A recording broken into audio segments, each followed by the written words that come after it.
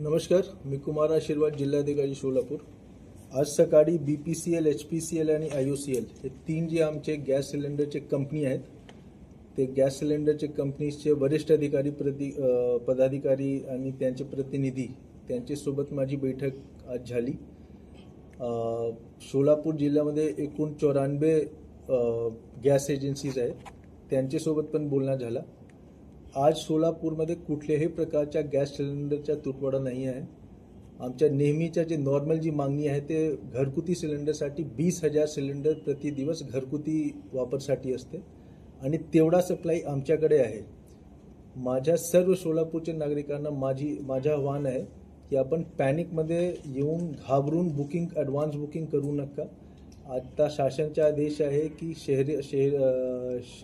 शहरात एक वेळी आपण बुकिंग केलं त्यानंतर 25 दिवस नंतरच आपण बुकिंग करू शकाल आणि ग्रामीण भागात 45 दिवस नंतर आपण बुकिंग करू शकाल.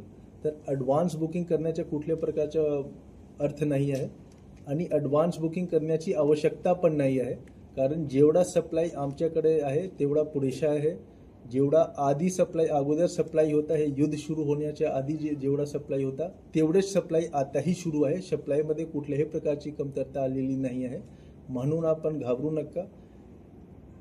जेवढे सिलेंडर्सची आवश्यकता प्रत्येक दिवस पूर्ण शहरी नागरी भाग आणि ग्रामीण भागसाठी लागते तेवढा सप्लाय आमच्याकडे आहे. आपण कृपया कुठल्याही परिस्थितीमध्ये ॲडव्हान्स बुकिंग आणि पॅनिक बुकिंग करू नका, हेच माझी विनंती आहे. खूप खूप धन्यवाद. सर, अनेक हॉटेल रेस्टॉरंट जे आहेत ते बंद होताना दिसत आहेत की बघा, शहरी भागात असेल, ग्रामीण भागात शासनाचा जे असेल. आदेश आहे ते जे व्यावसायिक वापरासाठी आता गॅस सिलेंडर देता येत नाही.